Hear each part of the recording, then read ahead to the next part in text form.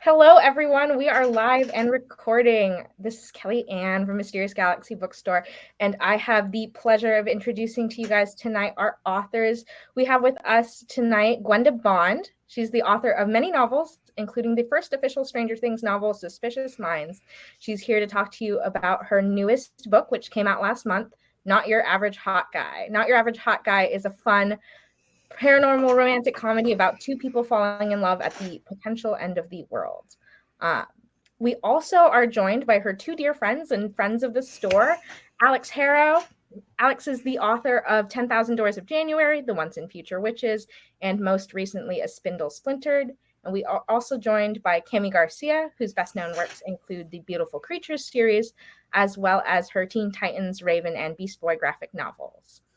Before I pass it off to our lovely authors, just a little bit of house rules and what's what. If you haven't joined us for one of our virtual events before, on the right-hand side, you'll find our lovely chat section. Feel free to chat with our authors there as the event goes on and talk to each other. Below our video, you'll find a green button that says buy books with signed book plates, which will take you to Mysterious Galaxy to buy Not Your Average Hot Guy, and a fun little surprise for everyone. Anyone who purchases that book from Mysterious Galaxy will get entered into a giveaway for the art of the sequel, courtesy of Gwenda herself and her publishers.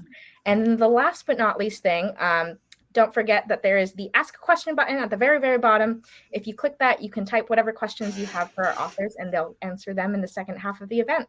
So with that, I'm going to turn my screen off and let the event get started. Have a good one, everyone.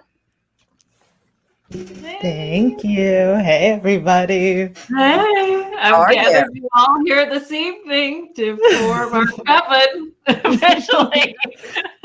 It's happening. It's happening. Are we all on the East Coast? Alix, are you on the East Coast too? Yes. I appreciate you guys staying. No, I was saying to people, like, it's so late, who knows what we might say. I mean, yeah. I have pajamas on, so Right. Totally. I also have pajamas on, and I would also just like to update the group that I have like a failed filling that needs a root canal. So I'm on like a decent number of painkillers. So I look and feel my best, and I am ready to speak honestly about books right now. What's hilarious is that, so this time last year, I was having a root canal. And our friend is getting ready to have a root canal, and Kami just had filling replaced. My crown fell out right before Baltimore Comic-Con. Part of my tooth just fell out. And have you ever had those dreams? What you have to look forward to, guys. Well, it's like those dreams. I was thinking like this was the opposite of witchcraft. It was like I was having one of those nightmares, and someone was like, "Oh, if your tooth falls out in your dream, it means you're going to get a lot get money." And I was like, well, I didn't realize money. I think it's the opposite in real life. Your dentist is going to get a lot of money. No, actually, like Kami and Sam and our friend Sam and I were writing a proposal while I was high on painkillers. So I hope you're knocking out. So it's lucky. So it's going well. All the readers are probably like, how many of their books have taken place during dental emergencies? How many of these books have been written? All of them. When you get to the sequel of Not Your Average Hot Guy, The Date from Hell, there is a very specific scene with Lilith that I thought when I was writing it, high on painkillers during my root canal, there's no way this will stay in the final book, where she's singing Guns N' Roses, and it did. Okay, so Gwenda, you have to give, for people who do not know about the book, you have to give us the little blurb about what the first book, Not Your Average Hot Guy, is about. And I feel like it's a very unique genre too, because it's like part, like rom-com, part paranormal. So you have to give them like the gist. Yeah. So usually paranormal romance is kind of serious, although there are obviously comedic books in the genre. I think I'm a little more screwball than most of them. So this is kind of like if you wanted a screwball comedy set during the apocalypse, with two 22-year-olds who don't know what the fuck they're doing. One of them is works at an escape room business that her family owns and has a history degree she doesn't know what to do with, which Alix may relate to. It happens. It happens, Gwenda. And the other, who happens to be the Prince of Hell, but who is not very good at getting souls and is kind of a disappointment to his dad. So basically, so it's like a love story between disappointing, like devil who's not good at his job and failed historian. Humanities major. Exactly. Yes, exactly who you want the end of the world to be in the hands of. And their friends. And a cult shows up at the escape room business, of course, a satanic cult, to pick up a real grimoire that has accidentally been acquired and placed in one of the rooms, in which the heroine Kelly feels a strong attachment to. And one reason I thought it would be fun for us all to chat, besides the fact you are two of the only people I would ask to stay up till 10 o'clock on a weekday night, special place in my heart, is that both of you, I think our books are like an interesting conversation starter. So even though this is my event, like I also want you both to talk about your recent events, recent releases. Look, this is me at 10 o'clock. Which for Alix is a fractured fairy tale, and that is something that you do is kind of rework tropes. And for Kami is you have Joker, which if you guys love true crime, love horror, love Harley Quinn, but do not want to see her making out with the Joker, but instead trying to catch him, this is the adult comic graphic novel for you if you missed it. And also Beast Boy Loves Raven, the latest in the, which, Raven, of course, is half. Her dad is a demon. I like to write about demons in general. I have a lot of short stories. Wendy and I are also writing a trilogy, which I'm sure we'll talk about, writing a novella series together about a succession type family of demons trapped on Earth. But so, Alix, tell us a little bit about a spindle splinter. You can't pronounce it. It's a trap. Don't even try. Oh, I just say my novella. I wrote the Supernormal Sleuthing Service with Christopher, so I'm familiar with these traps and how they screw us up. This is true. So it's a fractured fairy tale, like you said. It's like if you watch Spider-Verse and you really, really liked Spider-Verse more than an adult person probably should, and you went all in on it, and you were like, you know what, my retelling like obsession would be the fairy tales that I read as a kid over and over again in a million different versions. So it's a Spider-Verse Sleeping Beauty. Kami, it's your turn. So I have a weird connection to this, which Gwenda, you'll appreciate how I got roped into this. Before Joker, it was my first and only adult thing I'd ever written, which was a short story in a anthology that my friend Melissa Marr tricked me into being in because Neil Gaiman was going to be in it. So I said I would do it. She says to me, you have to do a modern retelling of a fairy tale or a short story, and it has to have a supernatural twist. And so and Neil Gaiman's going to be in it. So I was like, great, I'll totally do it. So then she was like, you probably want to do a fairy tale. And I was like, okay. What she doesn't mention during this pitch is the only other person writing a fairy tale in the book is Neil Gaiman. So I'm writing a fairy tale and Neil Gaiman is writing a fairy tale. So it's in this book called Rags and Bones. It's like pretty old now. And I did a modern I've got a copy around here somewhere. So it has a demon in it. I did a modern retelling of Rumpelstiltskin, where the girl is an assassin who needs help from a crossroads demon who's basically Rumpelstiltskin and cheats her out of her baby, her unborn baby. I'm sure Neil Gaiman's story is much better than mine. I mean, for those of you who don't know, I worked as Neil's travel assistant when I was a young college student, and have basically consider him like the uncle I give a hard time. So I'm like, is it though? It's pretty weird. It's weird. But again, like I feel like I think between all of us, it's like witches, demons. Like there's a lot of kind of like dark, like women power. Who've been, yeah. Oh, See, Alix I have has notes. Cards. She's written a question. I've got notes. I've always She always got takes notes. She's very prepared, Kami. But these are very intelligent notes. And my first question I feel is thematically relevant at this time, which is, why are demons so hot? And I feel like I would like both of you to answer that for me, because you have some thematically extremely hot demons. Yeah, we do. We do in our new one too. I mean, I think demons are like the ultimate bad boy, right? Like if the demons that are in the body of a human, if you rarely see, like in my Teen Titans, Trigon is red and he's very large. He's not in the body of a human. But in my other stuff, they're usually like a demon who shows up in a human body, and they tend to be like a hot bad boy. They just are, instead of just a normal bad boy, they're a demonic bad boy.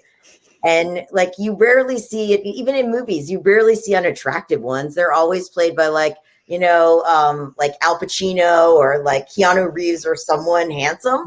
Al Pacino is pushing it, but I know what you're getting at. He was more handsome when he was younger. He's an older dude now. Give him a break. But like, I feel like demons are kind of your ultimate bad boy. It's like the guy, and it's that trope of too, like he was an angel. So like he was good, but like now he's had some problems. He lost his wings. Now he has to, he's fallen. He's not even really a bad guy. I feel like that's problematic, but like even Milton like knew that Lucifer was hot. He was like, "Isn't this angsty dude so hot? Let's talk more about him." And he's seducing people all the time, so he has to be handsome. So what about you?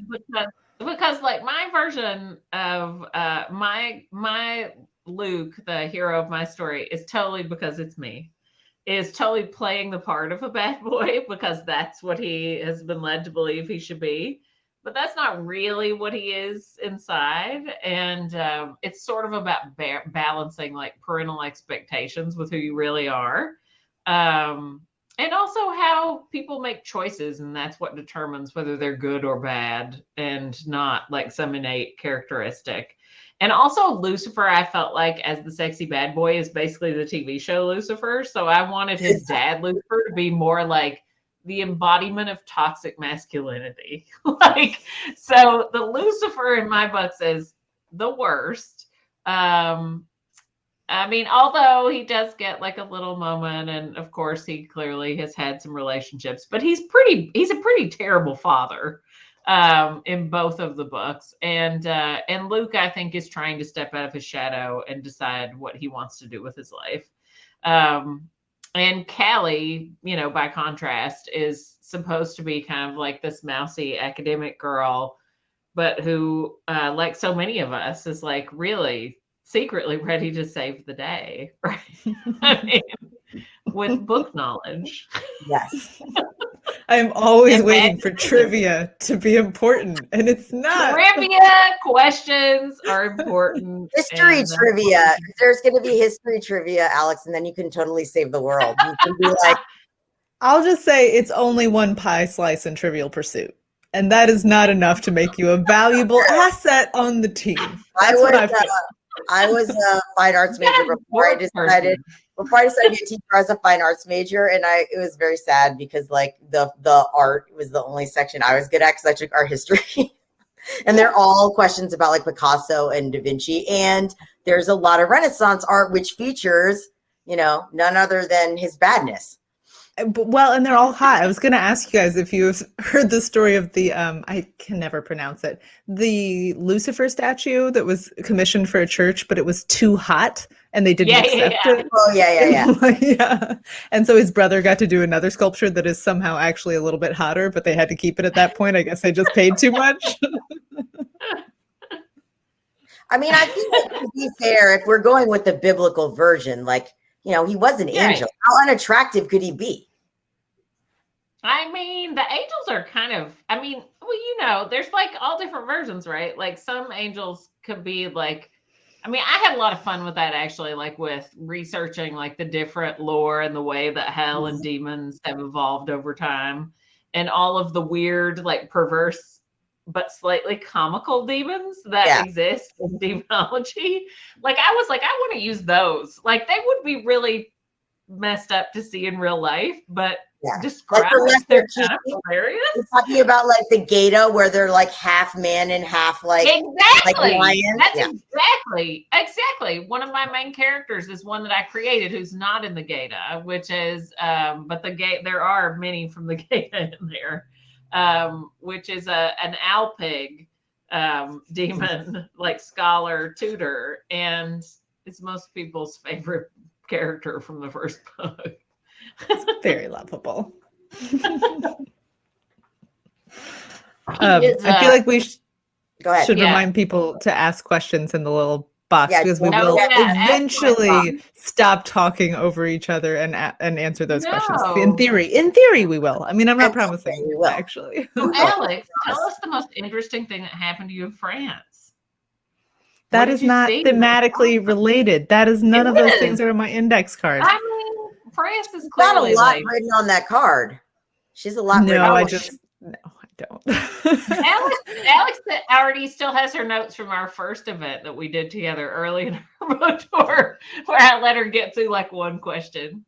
Yeah, I had a full notebook page. This is just an index card because I was like, I'm not going to come in too strong. One thing I know about the three of us, just from because I know Gwenda, but also just from reading your books, Alix, that I suspect this is true. And now that I know you are a history major too, is we are all three of us really like to research. And and I'm wondering like how much, because also we all have kind of like a take, like how much do you read like whether it's witchcraft, demonology, like do you read that stuff and that becomes like your jumping off point? Because Gwenda, like I know how much you know about cults, demons, all of this, and then somehow you twist all that into like a romantic comedy love story. Like how does that happen? Like obvious to me. It's I want to know like the germ, like how does the chocolate and peanut butter come together to make romantic comedy about falling for the devil and, you know, the devil's son and all that? Well, I mean, I imagine this would be the same for you guys, especially, I mean, like Alix, you're new, so you've still got a long road ahead, but Kami and I have been writing for a long time and have written lots of different genres and types of stories. And I think that I have discovered about myself, perhaps with this book, finally realized that anything I say, I won't ever write, or like, I think like, I love that, but I'm really never going to do anything with it. Like, you will. I will end up writing one of those. And like the circus books were my first one of those because I'd always loved circus books, but I never really thought I had a take until all of a sudden I had the flu and watched a circus documentary and then had like the whole universe. And for these, it was much the same. Like I took a group of authors to an escape room at a convention, as you do. I had to talk the convention into seeing us early in the afternoon because they actually were supposed to be closed that day because of a wedding. So this book would totally not exist had not the Murfreesboro family that ran the escape room that we went to in Tennessee been so lovely. And they had like a dog behind the counter and they came out and chit-chatted with us. And they had really high production values. And I thought, on the way home, this whole idea just occurred to me. So I think it's just like your interests are always in there, right? And they just mix up. I'm sure it's the same for you guys. Like I know, Kami, for you, you've always loved comics. And Alix, for you, you basically have a degree in like British children's literature. Story stuff. Yeah. Yeah. Story stuff. Yes. I like to think about repeated motifs in stories for sure. Right. And then you saw the Spider-Verse and you were like, nice. I've been waiting my whole life for that movie. But even like knowing, because I haven't gotten the book, but I read the book and I've read about the book and ordered the book. Like I would never look at that book and be like, oh yeah, that came from a Spider-Verse. Like she saw the Spider-Verse and she was like, this is what I'm going to write. But the cover is actually very much an homage to the Spider-Verse, like the scene where he's falling, like all the colors are the same. I love it so much. Yes. Just so you know, I'm really good friends with Brian Michael Bendis, who created the Spider-Verse. No. I will kill him. Yes, he worked He's with a great us guy. on the Creators for Comics. He's great. He's a great guy. I literally have read the screenplay multiple times. Are you kidding me? All I do is tell people, like, whenever kids are saying, like, I can't write comics, I'm just like, anyone can wear the cape. Like, yes. anyone can wear the cape, kids. Absolutely. It's literally genius. I agree. That it's a genius screenplay. It's a genius concept. But again, but do you come home from that movie and read that screenplay a million times and then suddenly think Sleeping Beauty? Or like, were you watching Sleeping Beauty and then you're like, no, like an editor asked you for an idea, right? What's that? Yeah, I mean, no, I like literally before we got home from the theater, I was like, Nick, patient husband, I was like, I'm gonna Spider-Verse a fairy tale. And he's like, I don't know what that means, but you seem happy. Like, good for you. Sounds good. Yeah. And I just kind of like fiddled with it in my head for a while, but I was like, I don't really have time. And then somebody at tour.com, Jonathan Strahan, who's great, was like, hey, I liked your book. Like, you don't have any novella ideas. And I was like, a novella, that's what it is. Because it didn't feel like it wasn't stretching into the right shape to feel like a novel. It just wasn't, it's not what it wanted to be. And forcing it didn't feel right.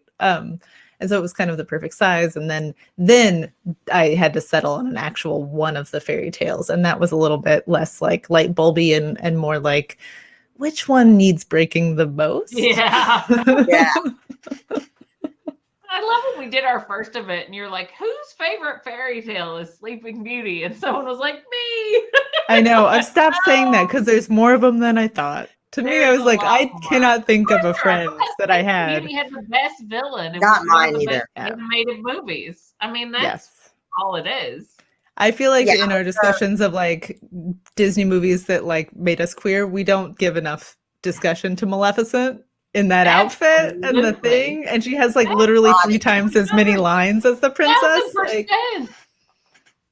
well, tell me more. Like, to me, the whole like watching the prince get to kiss you to wake you up is enough to just be like, not interested in any Prince Charmings. Like, well, and also like in the original versions of those, like where she's pregnant when she wakes up, and it's like, no, you were canceled. Well, that's like I always make my kids knew the real fairy tales, like in Hansel and Gretel. I'm like, and then the witch cooks them and eats them for dinner, and they're like, like literally.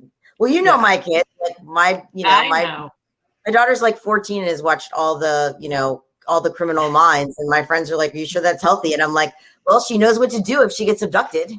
Kami, you should tell the story. Didn't you get locked in a trunk to prove that you had survival skills? Okay. By your stepdad? This sums up everything about me. I didn't get locked in a trunk. My stepfather locked me in a trunk multiple times. This is how we became friends. When she told the story on a panel.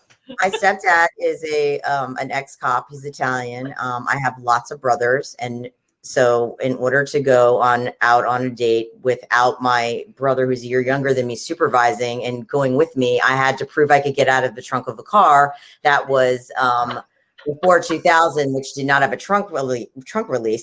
So my stepdad would make me get in the trunk of his Civic, and then if I was rude to him while I was in the trunk, he would like go get donuts and a cigarette like in the house, and then come back and get me a few minutes later. I had to be able to do that, and then I also had to be able to drive stick in case I was abducted. And then when Hannibal Lecter like went out to go get his own donuts and cigarettes, in case there was like an opportunity for me to escape. In case the pickup truck was only a stick shift, I had to know how to drive stick in automatic. Kami told I had to learn to drive a stick. We were ever on together. I have spent my whole career. I spent like my whole life making fun of my stepdad about all the stuff that he made me do in preparation for emergencies until I was 24. And I literally, my friend Holly Black was like, I have a contemporary YA that's about a girl. I remember when she was researching this. Right. And actually, she got in the back of our friend Kelly Link's station wagon and had Kelly driving her around Northampton, Massachusetts in the back of the station wagon because they didn't know anyone with a truck. Oh, geez. But I mean, like I made but I said like, you make all the like fun of this stuff, and I mean, 30 years later, it's super funny. 40 years almost now, it's pretty funny. Oh, yeah. I mean, it wasn't at the time. I thought it was bad. It was embarrassing, but now it's funny, and it makes for like book stuff.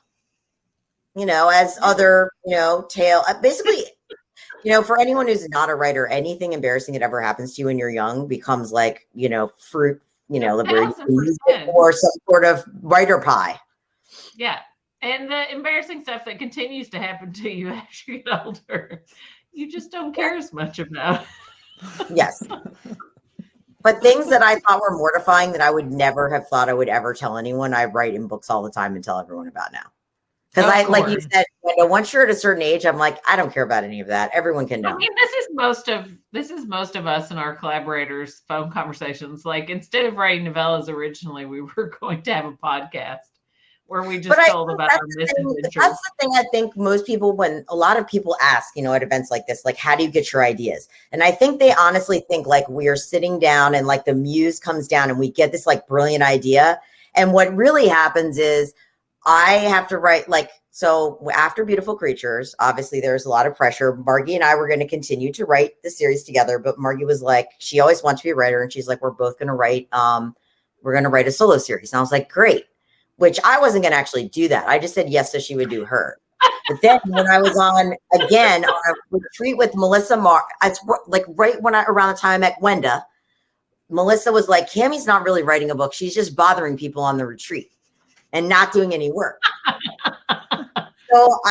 So literally I was at an event. Holly Black was like, what is your book going to be about? And I was like, I don't know. Holly's good at that. Holly is really good at that. Yeah, I said, I think it's something fast. And she's like, okay, tell me what you're interested in. And I was like, well, witches, but I'm not doing that because that's in Beautiful Creatures. And she's like, I said, haunted places, secret societies, ghosts, hot twins, and demonology. And she's like, that's what the book is about. And that's what my solo book Unbreakable was about. It was like, she was like, I need you to take things from all those elements. Holly is a book whisperer. She also is like you were saying, Gwenda, it's like, just like, well, I feel like writing a rom-com, but I also was in an escape room and I really like the show Lucifer. Like, she was like, the challenge is you have to take all these things you just told me that you like and make them into something. Yeah. I mean, that's the thing though. It's like, cool. I do feel like these books, these oddball, weirdo, like screwball rom-coms, like I'm very curious to see what the long-term reception is to them, because I love romance as a genre. I love classic rom-coms and science fiction and fantasy. And I feel like these are very much a fusion of that. And also I had no idea where they would go in the bookstore when I wrote them. So like the one I'm writing now, I know where it goes in the bookstore, and I have a feeling that it's be a little less weird because of that, but probably not because I'm still writing it. And there's a capybara. Are they in romance? Are they in romance? What? Are they in romance, Gwenda? Are they in romance? Are these in romance? Yes. Yes. Because I ordered it online. There was no section. They're in romance. They're in romance. See, that's really but I didn't know when I wrote it whether it would be like upper YA, and I think it is like crossover. And for anyone who is a romance reader who doesn't know here and hasn't read it, there is a happy for now at the end of this one. But because there is quite a bit of world building, like the editor was like, can we do a second book? Because it feels like there's more story.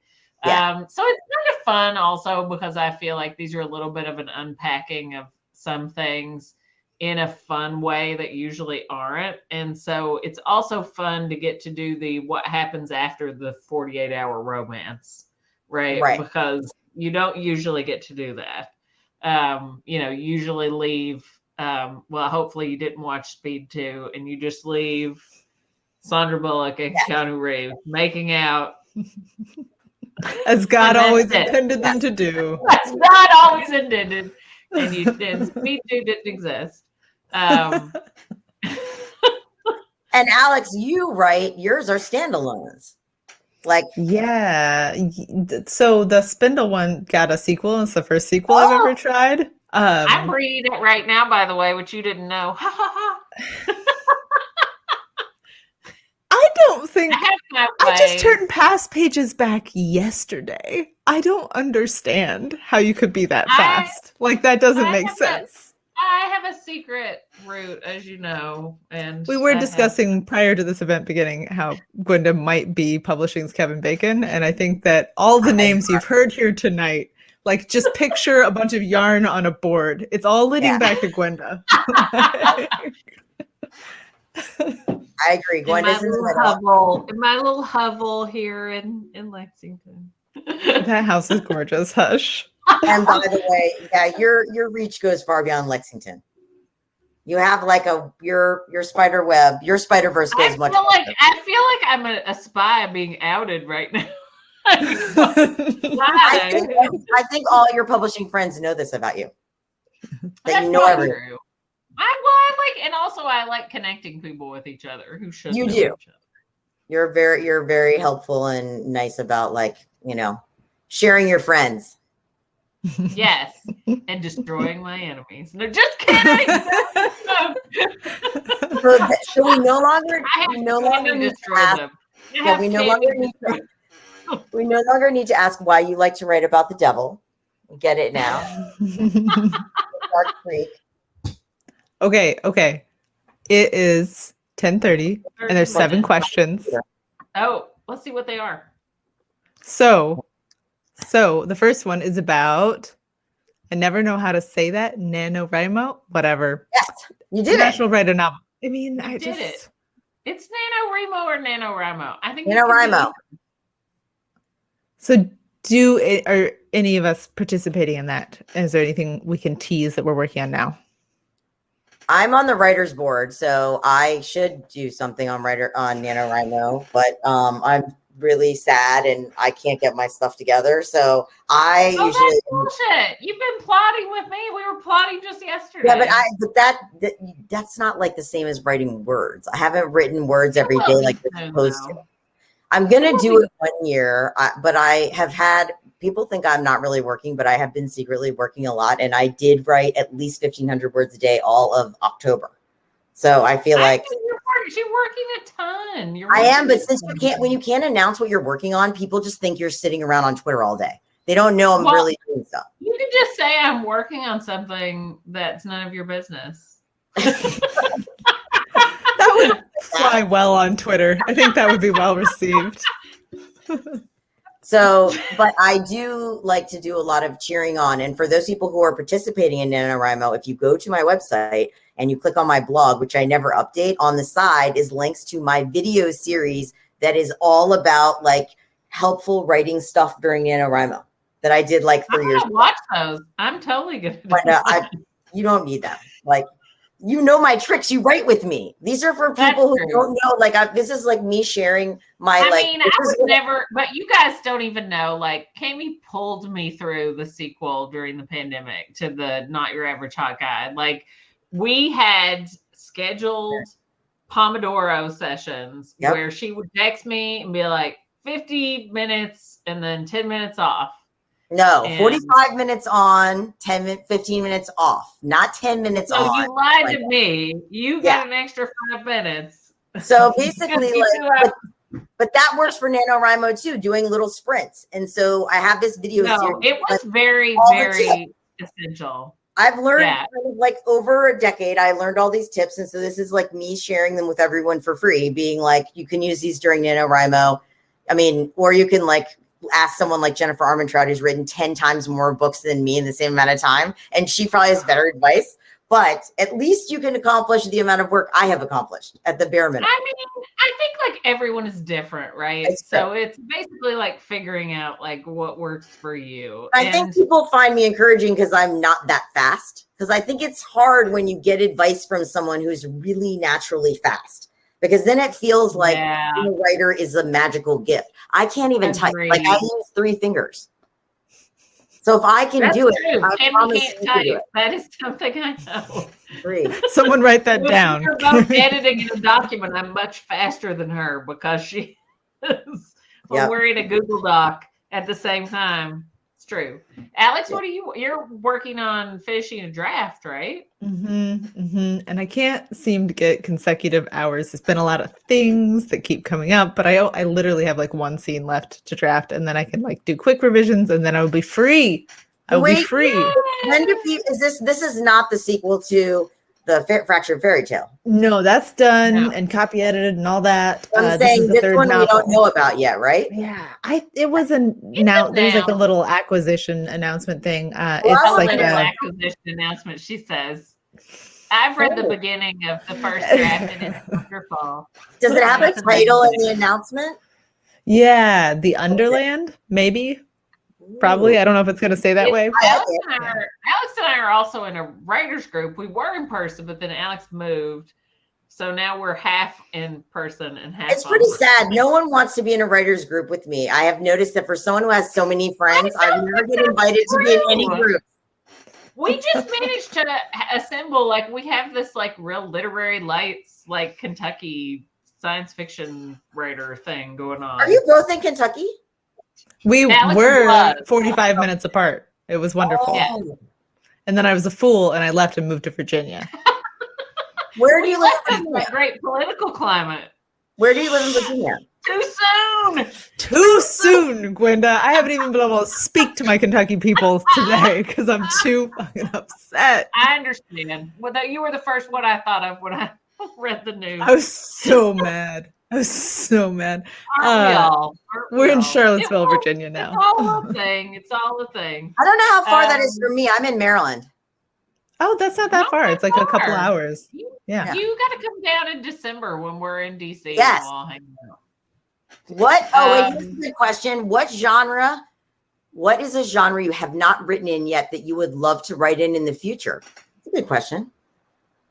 Yeah, you guys have written every genre, right? Like all of them? I want to write. Everyone knows this. This is how I ended up writing. I really want to write about a professor who falls in love with an undergraduate student, and then I they just feel like up and murder Jonathan Franzen, but not really. Don't tweet that. I want to write.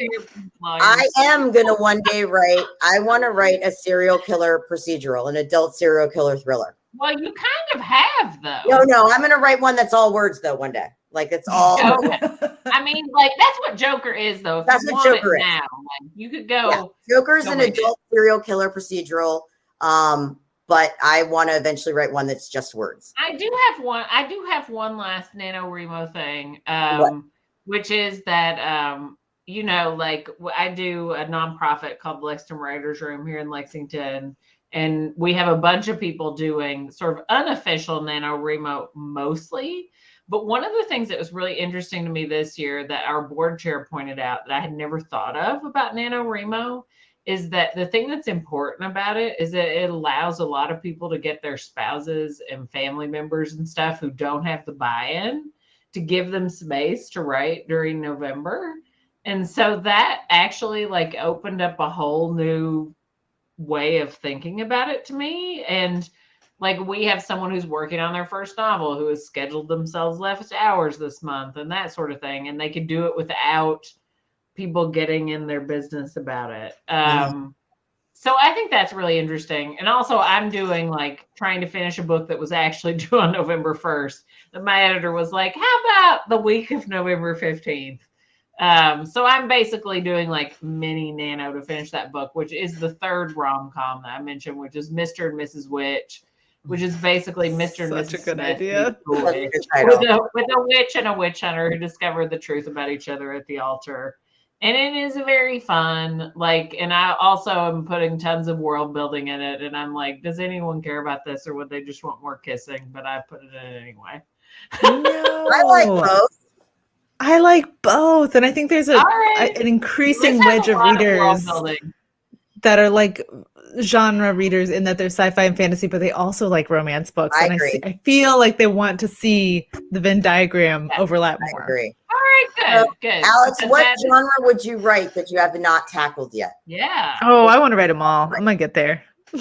No, that's not true. I could never write like a police procedural or a thriller. I don't have the guts for that. Oh, no, like you I'm a totally huge will. chicken. No, you totally will. No, I can barely watch them, even if they're Go really write like good. a short story or something. Yeah, yeah. Like I Christine think Kim. like middle grade graphic novel is what I would really, because I read Oh, I think you would. so many of those they're to my so 5-year-old. They're I think so you would fun be and they're stellar so at that. beautiful. Mhm. And I read like a zillion of them. And also, you would be perfect to write that genre. Well, you have a little test subject almost, you know. Yeah. Yeah, He's too. a real Yeah. harsh critic. I What feel about like you, I Gwenda? thought it. Gwenda, are there any genres you haven't written?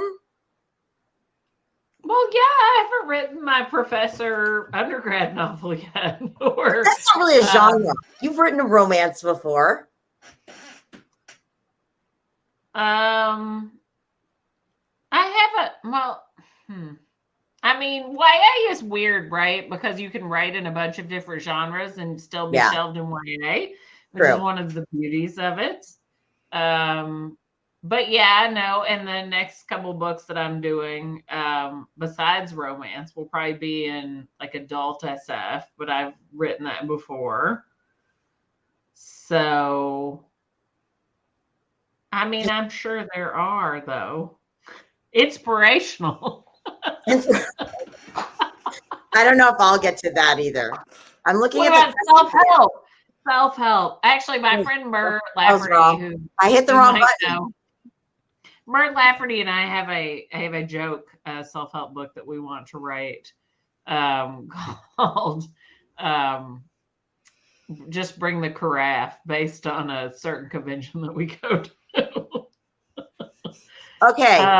What are we currently reading? Is there anything we're currently reading that we like? Anyone's stuff? Oh, are you guys ready for a huge, like, that makes me the most punchable person in genre publishing right now? Yes. I totally, anything scandalous I want to hear. No, I just finished the next Gideon the Ninth book, Nona the Ninth, the next in the Locked Tomb. I just finished it. I'm sure you haven't, Gwenda. You have every book. You have my book, and I didn't even know anyone had it. But I'm reading for a jury right now, so I'm like way behind. I'm reading for the Bradbury jury. Is there anything you've read like that you got to either choose to read or that you've read that you just really enjoyed that you think other people might like? Well, tons of stuff. I mean, I don't want to say anything that we're considering for the jury. So yeah, don't. I just read what's the last thing I read? I'm trying to think. Sadly, I just read Kingdom of the Wicked. Been real hard. Which one? Wait. I read Kingdom of the Wicked, which is like kind of applicable because it also has demons in it. It's YA by Carrie Menescalpo, and I thought that was really fun because it's like historical, which isn't usually my jam. But I think because it was historical in hell, it was kind of okay. I just am finishing this. I liked it. Ooh. Is a mystery called Before the Ruins by Victoria Gosling, and it's a debut that has a blurb from Sarah Waters. And it is the most secret history-ish actually thing that I've read in a long time. Like the prose is really beautiful and lovely, and it's a lot about like the past mystery. And a friend of mine recommended it really highly, that he had started reading it over immediately. So I was like, well, I need something to like read during tour that I can't focus on. So Tiffany asked about the Love Hypothesis. I haven't read that yet, but I want to. I haven't read it, but I really want to. I do too. And I also am reading. I just started. You guys have probably read it because it's sci-fi fantasy. I just started The Bone Shard Daughter. Yeah, Andrea Stewart. Yeah, it looks really good. So I just started that. Really good. It's smart, and the magic is unusual, and it's like, for all the really heavy stuff in it, it was one of those like, ooh, that gives me uplifting, like kind of the way that big epic fantasy used to feel like in the 90s a little bit before grimdark like really happened. It's really satisfying. Also, our friend Lee Mandello's debut, Summer Suns, who's in our writing group, came out in. Weirdly, I have that around my desk. Wow. I did not plan that, but hey. Someone also asked. Brown is great. Someone also asked what we're reading to our kids or to younger people.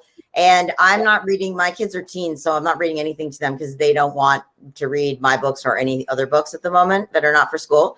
But a kid's book that I am reading that I loved is, and I was just doing events with her, is Shannon Hale's Real Friends series. I love and the Wins book together. Their book, the first one is called Real Friends, the second one's called Best Friends, and the new one that just came out is called Forever Friends. They're graphic novels, they're super cute. And then our friend E. Lockhart also has a great graphic novel out that's YA called Whistle, that is about a Jewish female superhero in Gotham City, and she got to create that character, which I think is pretty cool. Because we need more female superheroes, right? And I more love E. Lockhart. I love know. everything Emily writes. So also, I really liked romance-wise. If people are looking for romance picks, the X-Hex, obviously, which everyone has already read. Battle Royale Battle Royal, I guess it is. Sorry, by Lucy Parker. I'm just looking through my recent list that I've tried to keep this year. One Last Stop, obviously, by Casey McQuiston is great and has a time travel twist. Gwenda's the only like rom-com I read. Like Gwenda's the only rom-com, and I read Christina Lauren. Other than that, Christina Lauren is one of my faves. I read everything they do. And then other than that, I usually read like kind of like, I mean, I don't say sad romance, but sad romance with like a beat at the end, because you know, like It Ends With Us, Colleen Hoover's book, which I just want to point out, I discovered years ago, way before book talk. I know. Way before TikTok. I don't even know how to use TikTok properly. Amy was curating the YA romance track at RT way before TikTok, so she knew all of and them.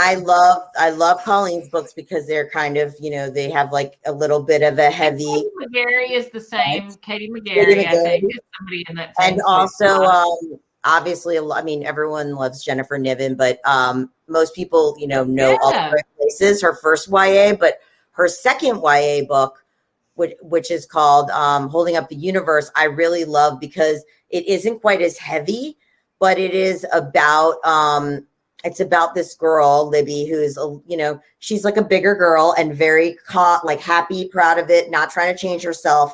And I liked it because it's not a book about like a big girl who's trying to like get skinny or get a guy who doesn't like her. It's about a guy who just likes her because obviously she's hot and she's super smart and funny. And it's about this like kind of unlikely romance, more because of kind of like Pretty in Pink, more because of their friends than them. You know, I think Dumplin' by Julie Murphy has that same vibe, and so does the movie. Yes, and yes. Also, like it that. has Dolly Parton vibes, which that was how I hooked my teenage daughter on Dolly Parton. I was like, let's watch The Duff. You know? Oh no, not The Duff. I just mixed it up. That's The Duff is Cody. The Duff is Cody. Dumplin'. Also, the adaptation, the book is better. The adaptation basically just takes the name. And they're both good books. Dumplin' is a good book, and The Duff is a good book. Yeah, I think I read more angsty romance too. I tend towards like darker, weird stuff, but I love Gwenda's rom-coms and Alexis Hall. Somebody mentioned him in the chat.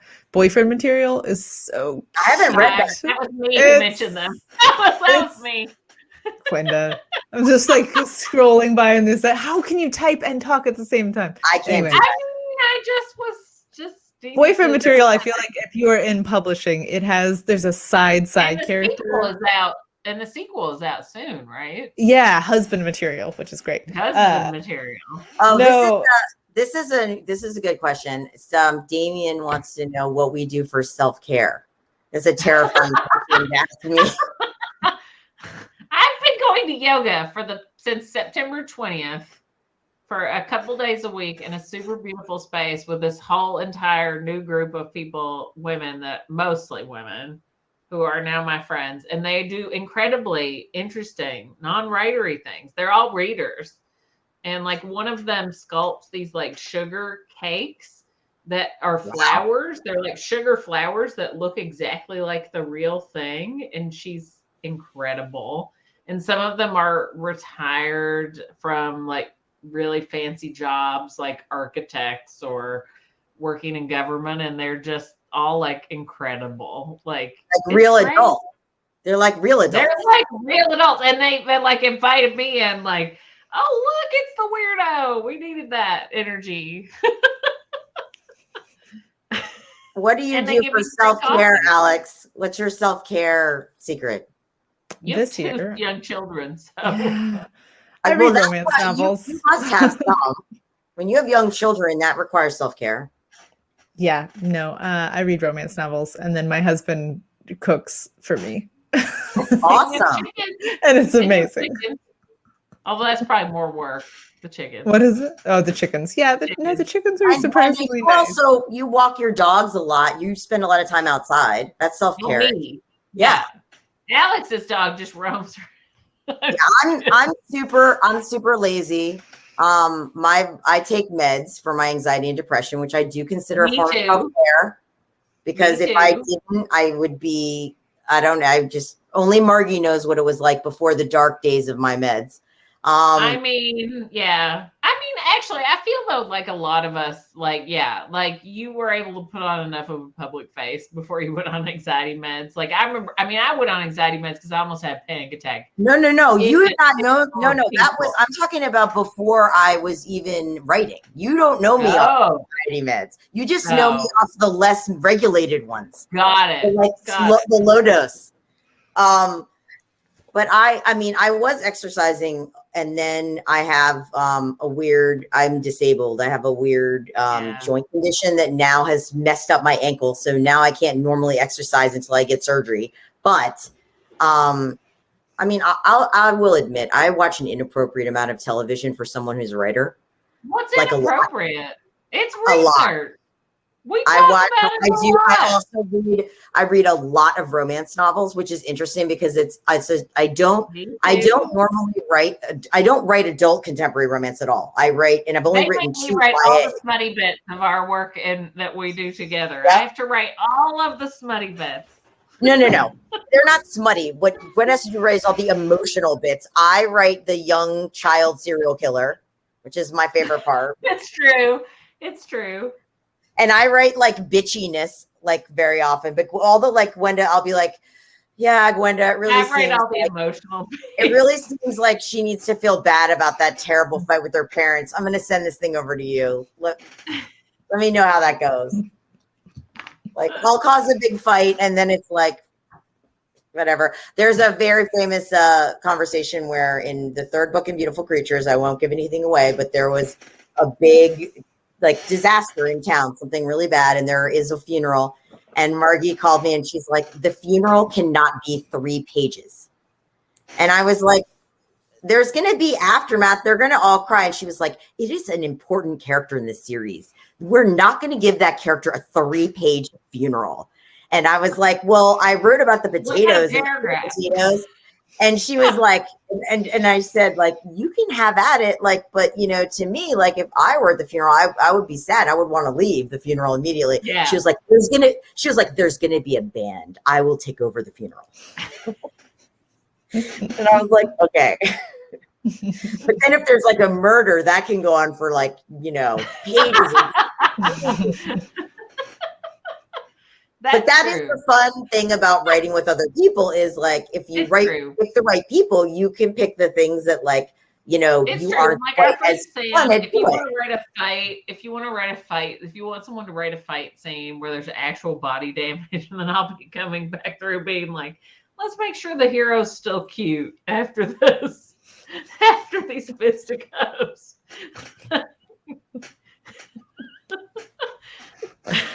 That's the whole fun. Like you get someone who does the stuff that exactly.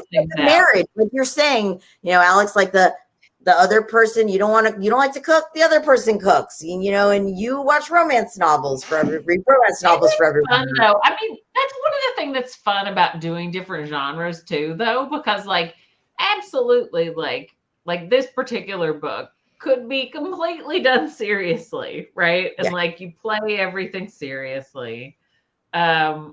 But like the not doing it that way, like frees you up to have like solutions that you wouldn't otherwise, right? Yeah. Like to solve problems in a way that you would not outside of a certain genre, which I think is the fun of like mixing and matching like different things. Yeah.